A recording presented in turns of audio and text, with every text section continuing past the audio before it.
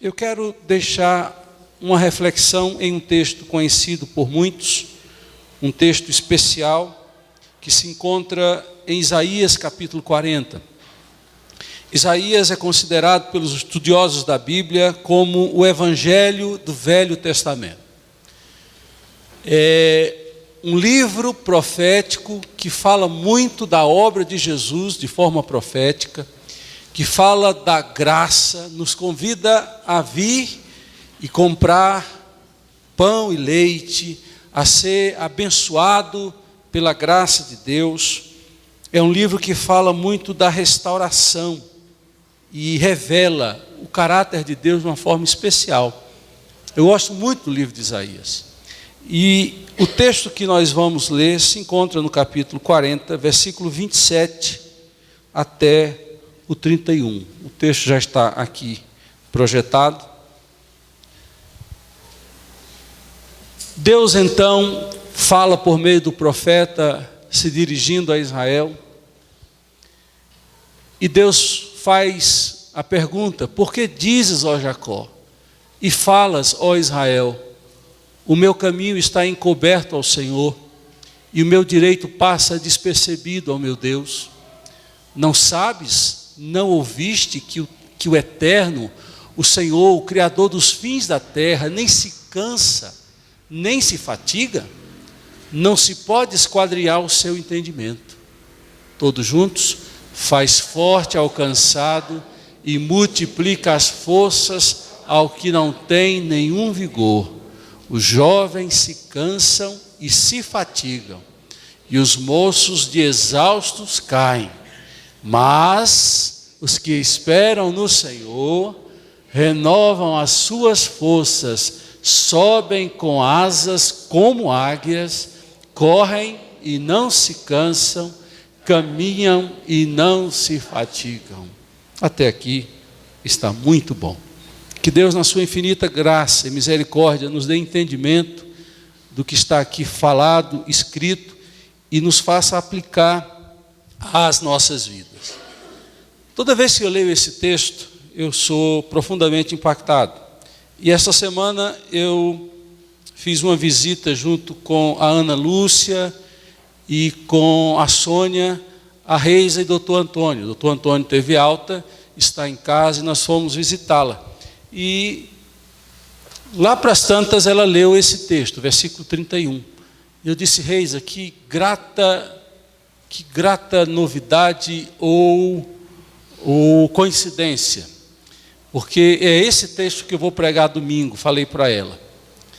E foi bom ter ouvido de Deus uma confirmação de que deveria falar nesse texto, porque poderia ter uma palavra direta aos pais, que enfocasse os pais, mas aqui englobam todos. Aqui, fecharam as janelas aí, eu estou vendo as irmãs assim. Os diáconos, por favor, abram essa janela que o negócio está quente aqui. Ou eu estou na andropausa, ou o negócio está diferente. Muito bem, muito obrigado. Vai melhorar, vocês vão ver. Ainda bem que a gente tem boletim na igreja, qualquer coisa a gente se... O ar-condicionado já está sendo colocado, já foi colocado o tubo ali. Essa semana que vem, provavelmente, nós já estamos com 3 aparelhos aqui, espero que funcionando. Então vai melhorar bastante. Muito obrigado, queridos.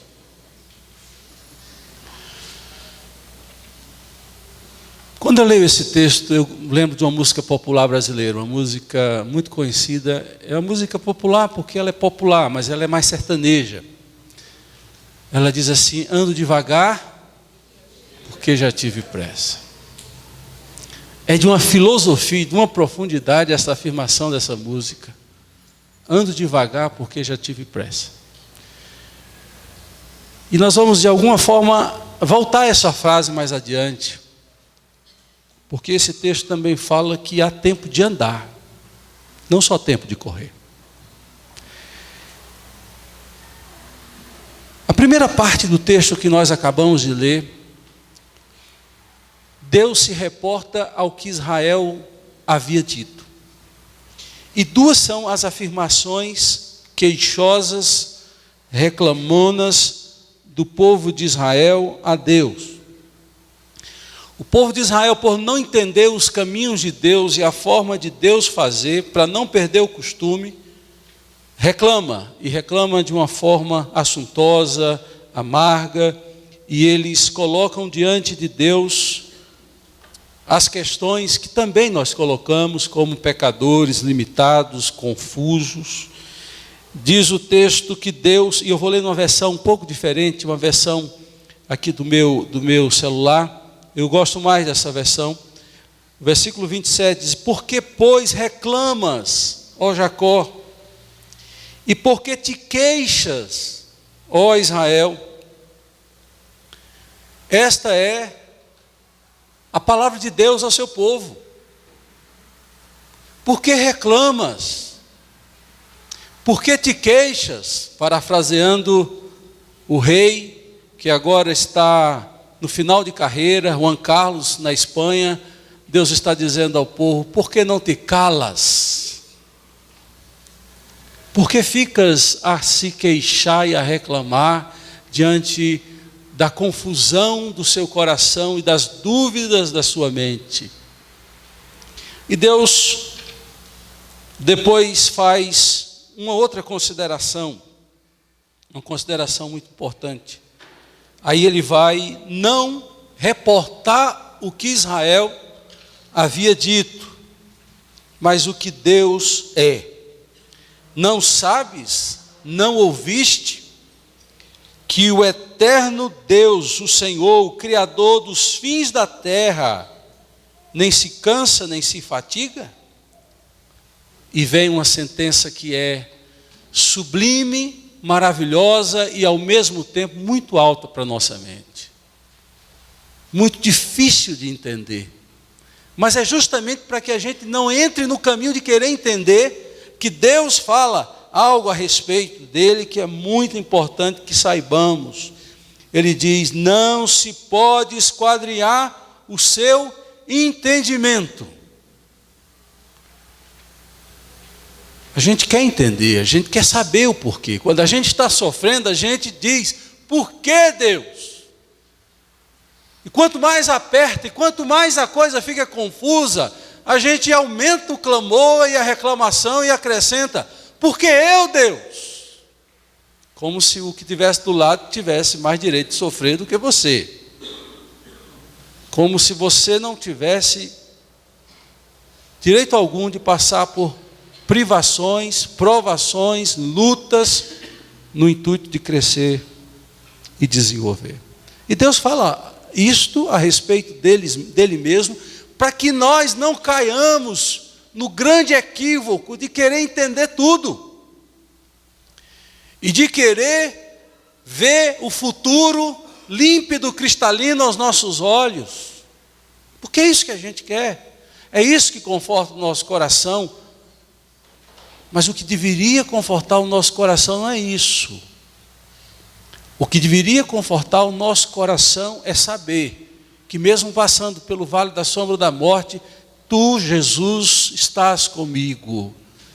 Eu não preciso entender para saber que Ele está comigo, que Ele está ao meu lado, ao seu lado. Isso é muito importante. Por isso que Isaías traz a palavra de Deus nessa porção e diz que no versículo 28, não sabes, não ouviste, pelo menos ouviste, porque deveria saber que o Criador, o Senhor, o Criador dos fins da terra, não se cansa, Ele está a serviço, Ele está a caminho. E por que te cansas, te dobras, desistes? Essa é o nosso conflito como ser humano que somos. Nós às vezes chegamos a limites. E como nós não sabemos o nosso limite, por isso que estouramos às vezes. Eu conversava com um pastor há 2 meses, eu até mencionei em uma das pregações passadas, uma conversa que eu tive com um pastor arrasado, só estava a capa do Batman, porque ele estava cansado das cobranças da igreja, e ele falava E eu ouvindo, né? Ele dizia assim: pastor, parece que os membros da igreja olham para a gente e pensam que nós somos imbatíveis, que a gente não cansa, que a gente não chora, que a gente não tem estresse, que a gente não tem problema. Então, nós devemos atender às expectativas dele. E eu calado assim, quase é verdade. Quase eu dizia, é verdade, é verdade, é verdade. Mas eu sabia que eu não poderia dizer para ele que era verdade, senão eu ajudava a apagar o resto de foguinho que tinha naquele homem. Mas a gente cansa. Em algum momento da nossa vida, nós vamos sendo sugados, oprimidos, passando por angústia no coração, diante das dificuldades da vida, e nos encontramos profundamente arrasados, sem forças alguma. E o bom desta palavra, queridos, é que ao mesmo tempo que Deus diz: por que não te calas? Parafraseando o rei espanhol, esse texto diz que Deus afirma que Ele renova as forças. O texto bíblico é tão profundo e tão maravilhoso que diz que Deus, na sua infinita bondade, faz forte ao cansado e multiplica as forças a quem não tem nenhum vigor. São duas situações diferentes. Estar cansado é estar a ponto de esgotar, mas não se está completamente esgotado. E a Bíblia diz que Ele faz forte ao cansado. Ele dá um plus para que ele possa continuar em direção às promessas, arrumar forças para continuar andando e não parar e não sucumbir no deserto. Porque lá no coração do aflito, quando ele desiste de acreditar, quando ele começa a se queixar, a reclamar, a tendência é parar, a tendência é desistir. Mas a Bíblia diz maravilhosamente que esse Deus que nos assiste, na sua bondade, faz forte ao cansado. Mas aquele que não tem nenhum vigor, eu já vejo um quadro diferente. Eu já vejo alguém já prostrado, que não tem forças nem para continuar em pé, ou para estar em pé. E nesse caso, ele não dá forças, ele multiplica as forças. Aí vem uma rapadura com catuaba, tudo misturado, e ele toma um gole. Levanta. Você não acabou. Este não é o seu fim. Isso é tão bonito, queridos. Isso é profundo demais, ver um Deus que olha para o cansado que está prestes a cair e dá forças. E aquele que está prostrado, já desistindo, multiplica. Dá um isotônico celestial. E a gente só no guti-guti, guti-guti, guti-guti, guti. E Deus vai restaurando. Por isso que há histórias que talvez você seja personagem dela, em que pessoas que tentaram desistir da vida, ou fugindo dos desafios, ou até tentando tirar a própria vida, e contam os seus testemunhos de como eles saíram vitoriosos, porque Deus multiplicou as forças daquele que não tinha nenhum vigor. Eu olho para esse texto e descubro outra coisa maravilhosa. Eu descubro que esse Deus age no improvável. Porque o improvável pode acontecer. Jovens cansam, se fatigam. Ora, como? Como é possível um jovem Isso é alguém já na terceira idade, isso é alguém na idade adulta, que já cansou, que está em meio a tantas aflições da vida, que desiste. Mas a Bíblia diz, queridos, que o improvável pode acontecer. Os jovens se cansam e se fatigam, os moços de exaustos caem. João, quando escreve a sua carta, ele diz: jovens, eu vos escrevo porque sois fortes. Eu me lembro da minha juventude, eu me converti aos 16 anos. Eu não sei onde arrumava tanta energia. A gente fazia vigília e ia para a escola dominical. Se bem que os jovens de hoje, assim, se ele dorme meia-noite, amanhã eu não vou na escola dominical. Diferente. A gente, na nossa época, a gente vinha para a escola, sábado, Brunão é dessa época. Talvez o Marcelo, Zé é dessa época. O Carlos corria atrás lá como criancinha, mas talvez ele pegou ainda essa época. A gente vinha para a igreja, escola dominical, vinha para o ensaio, ficava, ia para casa só tomar banho. Só tomar banho e voltava. E era um negócio sensacional, porque naquela época a gente evangelizava à tarde, de domingo ainda. Então ensaiava, evangelizava, alguns tomavam banho, outros de exausto vinham do jeito que estavam, todo suado. Quando ele levantava a mão, glória a Deus, os irmãos diziam: misericórdia. Mas o improvável pode acontecer. Alguém que tem tudo para estar feliz, contente, alegre, vive reclamando, vive achando pequeno que tem. Às vezes eu fico chocado de ver algumas cobranças espirituais que as pessoas fazem a Deus. Eu digo, isso é pequeno, muito pequeno em vista ao que alguns outros têm como real necessidade. Você está pedindo isso? E ficam emburrados com Deus por coisas tão pequenas, tão absurdas. Enquanto que tem gente morrendo, tem gente vivendo na miséria, gente se queixando por bobagem, por coisas tão insignificantes. Deus é um Deus que age mesmo quando o improvável acontece, quando o forte jovem se cansa e se fatigam, quando os moços de exaustos caem. Nessa versão outra que eu tenho, diz: quando os jovens se cansam e quando os adolescentes se cansam e os jovens de exaustos caem. Meu querido, quando você descobrir que você é vulnerável, quando você se achava tão forte, se vê em uma crise emocional e espiritual, você já sabe que isto também pode te ocorrer e acontecer, mas também o Deus aqui ao qual pregamos nessa noite é um Deus que te socorre e não vai te acusar porque você foi jovem e não foi forte. Porque Deus conhece a nossa estrutura e sabe que somos pó.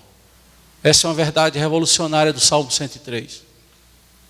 Deus conhece a nossa estrutura e sabe que somos pó e nos visita quando nós estamos em profunda agonia de alma.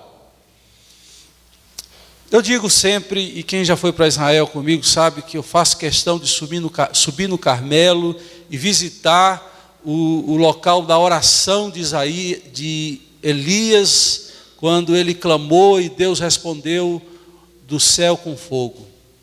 Eu gosto muito de Elias, gosto muito de Davi e de outros personagens bíblicos que são humanos, porque Elias é um homem capaz de orar para não chover e Deus ouvir a oração e para a chuva.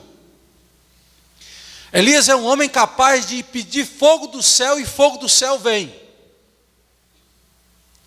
Mas Elias também é um homem capaz de fugir de uma ameaça de uma mulher, entrar no deserto, chegar no meio do deserto e fazer uma oração. Era um homem de oração poderosa. E ele diz: basta, Senhor, não sou melhor do que meus pais, tira minha vida. Numa covardia monumental, imensa. E às vezes a gente pergunta: como é que esse homem tem coragem de fazer isso e fazer uma oração destas? Eu digo: Isso é ser humano. O que Elias foi humano. E o que Deus foi Deus. Primeiro que Deus não ouve as nossas orações translocadas, né? Eu louvo a Deus por não ouvir todas as nossas orações. Glória a Deus por isso. Se Deus tivesse preso a ouvir todas as nossas orações, essa oração feita por Elias no deserto, Senhor, basta, tira minha vida, Deus, prontamente. Próximo, mas Deus não é assim. Deus nos visita nas nossas confusões mentais e espirituais e nos ajuda muito a sair dessas confusões e angústias do coração e do peito. Por fim, queridos, já me dirijo para o versículo de número 31. E este versículo 31, ele é por demais especial, porque ele traz algo que do ponto de vista humano está fora de ordem.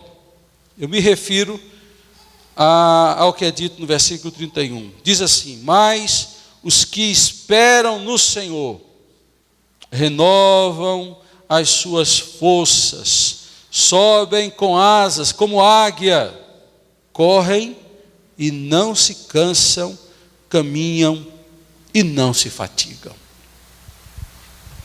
Você viu quantas vezes aparece esta palavra, verbo substantivo, fatigar? Isso é muito comum hoje na engenharia, a fatiga dos elementos, né? Então, o ponto de ruptura, pessoas que estão ao ponto de romper, de não conseguir, de desistir. Parece que Deus está equivocado na ordem aqui. A ordem é decrescente, e do ponto de vista humano, a expectativa era que fosse crescente. A gente espera andar, correr e voar. Na experiência humana, o sujeito da asa delta tem que dar uma corridinha para poder voar. O avião tem que pegar uma velocidade para voar. E por que Isaías, falando em nome de Deus, diz que os que esperam no Senhor vão voar, correr e por fim andar? Aí tem uma grande possibilidade de interpretação, mas eu prefiro o caminho mais fácil de entender esse texto. É de mostrar que na nossa vida, nós podemos começar voando sim. E depois terminar andando. O importante é quando na hora de voar, voar. Quando é tempo de correr, correr. E quando é tempo de andar, andar. O problema, queridos, é que nós queremos correr quando deveríamos estar voando. Nós estamos andando, quase parando, quando deveríamos estar correndo. Nós invertemos na nossa vida a ordem, a coerência do momento. E isso precisa ser trabalhado na nossa vida. Nós muitas vezes, na nossa ansiedade, corremos, e a correria das nossas vidas impedem de que a gente pudesse ver um outro ângulo da nossa caminhada.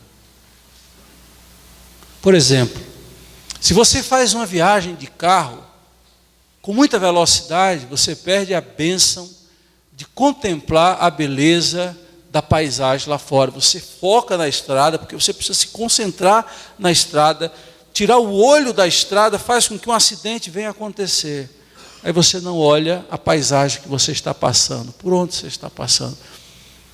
Tem muita gente que no desejo de ganhar dinheiro, de alcançar uma posição social ou empresarial, passam na vida e quando dão conta de que o tempo passou, eles se desesperam porque correu demais. e andor de menos. É preciso também andar. Andar é uma coisa maravilhosa, porque você vai mais longe andando do que correndo. Você sabia disso? Se não sabia, deveria saber. Quem anda consegue distribuir a energia reservada para poder caminhar e vai mais longe. A Bíblia usa muito esse termo, andar. Enoque andou com Deus. E Deus nos convida a andar com Ele. Por que não correr? Por que não voar com Deus? Porque andar é aquele tempo precioso que você gasta de uma forma mais pausada com Deus. E às vezes a gente tem que se policiar para andar. A vida de oração é quase que uma vida de andar. Porque você tem que fechar o olho, você tem que tranquilizar o coração, saber que naquele tempo, naquele momento, você tem que dar um tempo especial para Deus. Por isso que muita gente não consegue orar, porque a cabeça está a mil. Ele não sabe andar, ele só sabe correr, ele só sabe voar. No nosso ativismo, nós estamos voando ou correndo. E quando Marta é capaz de estar aos pés de Jesus, era um tempo especial. Há tempo para tudo, querido. Feliz é aquele que sabe o timing do tempo de fazer e de como fazer as coisas. O voar é especial por um ângulo de fé, porque quando Deus nos dá asa, Deus nos dá visão estratégica. Você sabe que quando a águia sobe para voar, além de conseguir alçar voos muito altos, a águia tem uma visão privilegiada. E esta visão dela, quando sobe, que é capaz de lhe dar a condição de ver o que está adiante. Aí nós descobrimos que quando nós subimos e voamos com asas, nós não apenas temos asa, Deus nos dá visão. E quem espera e no seu coração é capaz de acreditar que Deus tem o controle do futuro, é o mesmo que subir com asas e de cima ver o que os olhos da carne não são capazes de ver. Subir com asas é ter uma visão estratégica de um plano maior de Deus, e não apenas no momento imediato. Após 1 quilômetro, quem sobe com asas é capaz de ver 15 quilômetros. E o seu coração se tranquiliza, porque ele é capaz de ver as curvas tortuosas, os buracos que ele vai ter que enfrentar, mas ele está vendo lá o ponto de chegada. Aquele que tem fé, aquele que ora, tem a bênção de subir com asa e tranquilizar-se no Senhor, esperar em Deus, porque ele chega lá em cima, ele diz, ele vê, eu sei que a caminhada vai ser difícil, mas eu estou vendo o final da caminhada, eu estou vendo o final da jornada, onde eu estou indo, qual o propósito de continuar nessa rota. Por isso que às vezes a gente quer tanto mudar de opinião, nós somos muito confusos, falta a gente subir com asas, subir para ver o plano de Deus na nossa vida.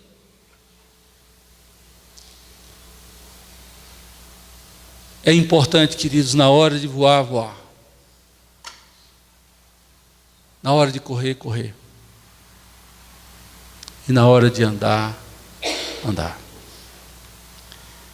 Se lhe faltar forças para voar ou para correr, nunca desista de andar.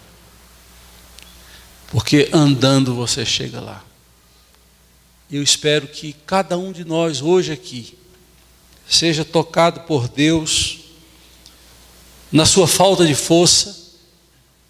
Você que está completamente esgotado ou desistindo de sonhos, de ideais, que acha que não tem como. Talvez você tenha razão, você não tem como. Mas tem alguém que pode te dar força que você não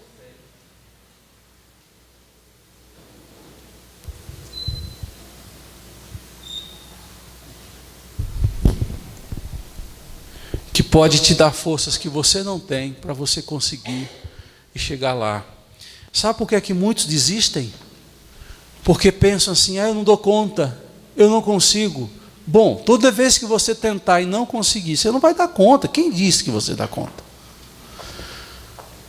A bênção, queridos, é quando Deus dá forças ao cansado e multiplica as forças a quem não tem nenhum vigor.